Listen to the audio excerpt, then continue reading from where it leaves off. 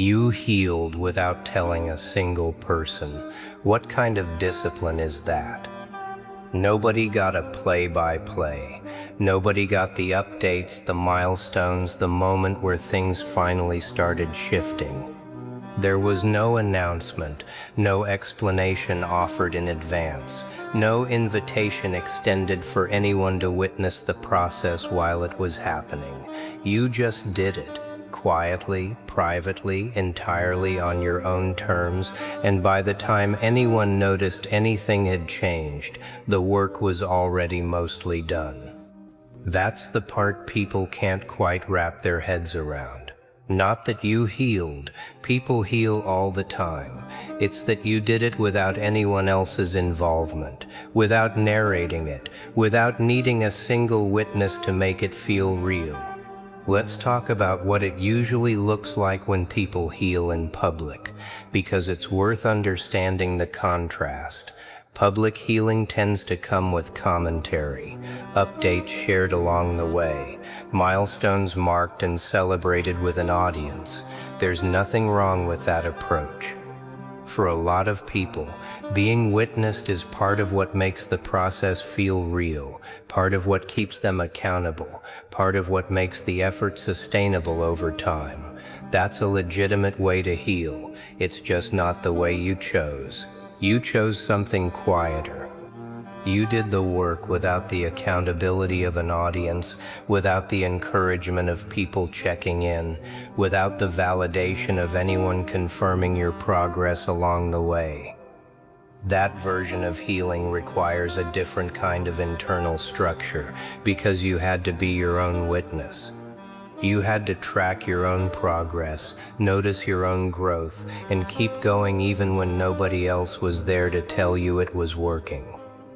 Think about what it actually takes to trust a process you're not narrating to anyone. Most people need some form of external confirmation to believe they're actually making progress. A friend noticing you seem lighter, a family member commenting that you look different, some kind of outside signal that says, yes, this is working, keep going. You didn't have that. You had to develop the ability to recognize your own progress without anyone else pointing it out to you first. That's a specific, difficult skill, and it doesn't come naturally to most people, because most people are wired to look outward for confirmation before they fully trust their own internal read on a situation. You learn to trust your own read. Not because you didn't want outside confirmation, but because you decided this particular healing wasn't going to depend on it.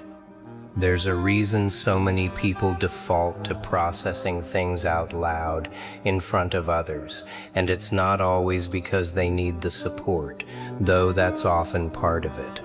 Sometimes it's because speaking something out loud makes it feel more official, more real, more like it's actually happening, instead of just existing quietly inside your own head. You didn't need that external confirmation to make your healing feel real. It was real the entire time it existed only inside you, unspoken, unwitnessed, moving forward regardless of whether anyone else ever heard about any of it. That's not because your healing was somehow more valid than someone else's public process. It's just a different architecture entirely, one that doesn't rely on being seen to hold weight. Consider what it means to sit with pain privately, working through it without offloading any of it onto someone else in real time. There's a particular kind of solitude in that choice, and it's not always comfortable. Sometimes it would have been easier to share what you were going through, to let someone else carry part of the weight, even temporarily. You didn't choose that path, whether because the timing wasn't right, because the right person wasn't available, or because something in you simply preferred to work through it alone. Whatever the reason, you carried the entire process yourself, start to finish, without distributing any of the weight to anyone else. That's a heavier lift than people usually acknowledge. Shared pain gets lighter through the sharing. Private pain stays exactly as heavy as it started, the whole way through, and you carried it anyway. There's something worth naming about the specific discipline it takes to keep working on yourself when nobody's checking your progress. Accountability, for most people, comes from outside. A coach, a friend, a therapist, someone who notices if you've stopped putting in the effort and says something about it. Without that external check, it becomes entirely possible to quietly let the work slide, to tell yourself you'll get back to it eventually, to let months pass without actually addressing anything. You didn't let that happen. You held yourself accountable in the complete absence of anyone else holding you accountable, which requires a level of internal discipline that most systems of accountability are specifically designed to compensate for because it's genuinely rare. You didn't need the system. You built the discipline directly, without the scaffolding most people rely on to stay consistent. Think about what it actually looked like, day to day, to be doing this work with nobody aware it was happening. You were probably still showing up to everything else in your life exactly the way you always had, still functioning, still present in conversations, still handling whatever needed to be handled, all while carrying an entire internal process that nobody around you had any idea was underway. That's a specific kind of exhausting, maintaining two completely separate realities simultaneously, the visible one everyone else interacted with, and the invisible one where all the actual work was happening. Nobody clapped for that dual effort because nobody knew it was happening. You did it anyway, because the alternative, letting the invisible work show up in the visible reality before you were ready to explain it, wasn't something you were willing to do. There's a particular kind of strength in choosing privacy over performance, especially in a world that often rewards visible struggle more than it rewards quiet resolution. People post about hitting rock bottom. People share their breakthroughs in real time, and there's value in that, real value, for the people who choose to process that way. But there's also a quieter kind of value in doing the work without ever making it a story for anyone else to follow. Your healing wasn't content. It wasn't a narrative arc designed for anyone's consumption. It was just something that needed to happen, and you made it happen, on your own terms, without ever needing it to be witnessed to count. Consider what it means that you're only now becoming visible on the other side of it. Once the work is essentially finished, people are meeting the result, not the process. They're seeing the calm, the clarity, the steadiness, without any of the context of what it took to arrive there, because you never gave them that context in real time. That's why it looks so sudden to them, so complete, almost unnervingly finished, like you skipped an entire stage of development they're used to witnessing in other people. You didn't skip it, you just didn't let them watch. That choice protected something important. It protected your process from outside opinions, outside timelines, outside pressure to heal faster or differently than what actually worked for you.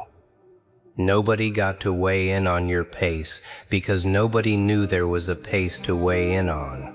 There's something worth saying about how healing tends to change when it becomes visible too early. The moment other people know you're working on something, their expectations start attaching themselves to your progress. They start checking in, wondering when you'll be back to normal, subtly measuring your recovery against timelines that were never actually realistic.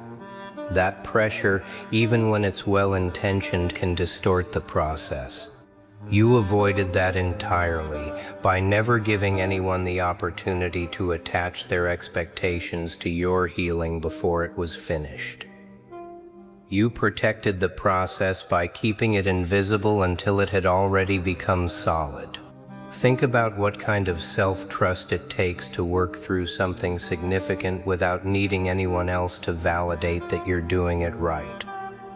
There's no manual for private healing, no checklist someone else confirms you've completed. You had to trust your own instincts about what you needed, what was working, what wasn't, without any outside perspective correcting your course along the way. That's risky, in a sense. You could have gotten something wrong without anyone there to catch it. But you also got to build something entirely shaped by what actually worked for you, rather than what worked for whatever process someone else might have suggested. That risk paid off. The proof is standing right here, steady, healed, without a single outside voice having shaped how that healing unfolded. There's a reason this specific kind of quiet transformation unsettles people more than the loud kind. Loud transformation comes with a story people can follow along with, invest in, feel like they participated in somehow, even from a distance. Quiet transformation offers none of that. It just arrives, complete, without anyone getting to feel like they were part of the journey. That absence of participation is uncomfortable for people who are used to feeling connected to other people's growth. Your healing didn't need them connected to it. It didn't need an audience at any point along the way, and that independence is exactly what makes it so hard for people to categorize. Consider what it says about your relationship with your own inner world that you were willing to do this much work without ever needing to explain any of it to anyone else. That requires a kind of comfort with solitude that not everyone has access to. Being alone with something difficult for an extended period without the relief of sharing it takes a specific kind of internal steadiness. You had that steadiness, or you built it along the way, because the alternative, needing constant external processing just to move forward, simply wasn't available to you in this particular situation. So you developed the capacity to sit with it yourself, and that capacity is now part of who you are, not just something you used once and set aside. There's something worth acknowledging about what it means that you're not rushing to explain any of this now either, even as people start asking questions. You don't feel obligated to backfill the story for them, to offer a detailed account of everything that happened during the time nobody was watching. That instinct to keep the process private even after the results become visible is consistent with everything that made the healing possible in the first place. You never needed an audience to do the work. You don't need one now to validate that the work was real. There's something worth saying about the specific moments where the temptation to tell someone was strongest, because those moments happened, probably more than once. There were likely nights where the weight felt heavier than usual, where reaching out would have been easy, where a single conversation might have lightened the load significantly.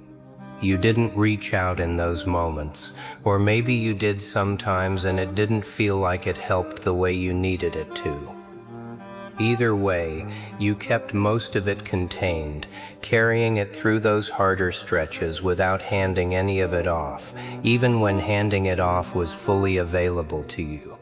That restraint wasn't about pride. It probably wasn't even a fully conscious decision every time. Sometimes it was simply that opening up about it felt like it would make the process more complicated rather than easier, introducing other people's reactions, other people's advice, other people's timelines into something that needed to stay entirely under your own control to actually work. You protected that control, even when it would have been easier, in the moment, to give it up. Think about what it means that nobody had to adjust their expectations of you during this time, because they never knew anything had changed. That's actually a significant kind of labor, maintaining continuity in every visible relationship while a completely separate process unfolds beneath the surface.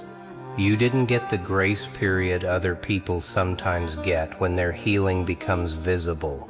The extra patience, the lowered expectations, the understanding nod when they're a little slower to respond or a little less present than usual. You didn't have access to any of that because nobody knew there was anything to be patient about. You did the work anyway, without the accommodations other people's visible struggles usually earn them. There's also something to be said about the specific kind of clarity that comes from processing something entirely on your own terms, without outside opinions shaping the conclusions you arrived at. When other people are involved in your healing process, even well-meaning people, their perspectives inevitably color how you interpret what happened to you. Their reactions influence your reactions. Their advice, even when it's good advice, becomes part of the story you tell yourself about what you went through. You didn't have that influence shaping your process. Whatever conclusions you reached entirely on your own, filtered through nothing except your own direct experience. That means the healing you built is unusually, purely yours. Nobody else's interpretation got folded into it. Nobody else's timeline pressured it into moving faster or slower than what your own process actually required. There's one more thing worth naming, because it matters for whatever comes next. Just because you healed this particular thing privately doesn't mean every future challenge needs the same treatment. This was the approach that worked for this specific situation, given whatever circumstances made privacy the right choice back then. It doesn't have to be a permanent rule about how you handle everything difficult going forward. You proved you're capable of doing the work alone when that's what a situation calls for. That capability doesn't obligate you to always choose isolation over connection in the future. It just means you have the option, fully developed now, whenever a situation actually calls for it. That's the real gift underneath all of this, not just the healing itself, but the proof, permanently available to you now, that you can hold difficult things entirely on your own when you need to, and come out the other side intact. There's a quiet confidence that comes from knowing this about yourself, separate from whatever anyone else thinks about how you got here. It's not the kind of confidence that needs to announce itself or prove anything to a room. It's the kind that simply exists privately, the same way the healing itself existed privately for as long as it needed to. You carry it now, wherever you go, whether or not anyone else ever fully understands what it took to build. So let them keep asking what that discipline is called, what kind of strength it takes to heal without narrating a single part of it out loud. You don't need to hand them a tidy explanation. The healing already happened. The discipline already did its work. Whatever name they eventually give it doesn't change what it actually was, or what it actually cost, or what it left you standing on now that the process is finally, quietly done. Somewhere, someone is going through exactly what you went through, wondering if it's possible to get through it without turning it into a public event first. You are the proof that it is. Not because you were stronger or more capable than everyone else going through something similar, but because you found a version of strength that didn't need to be seen to be real, and you built it, quietly, one private day at a time, until it slowly became the exact person standing here now.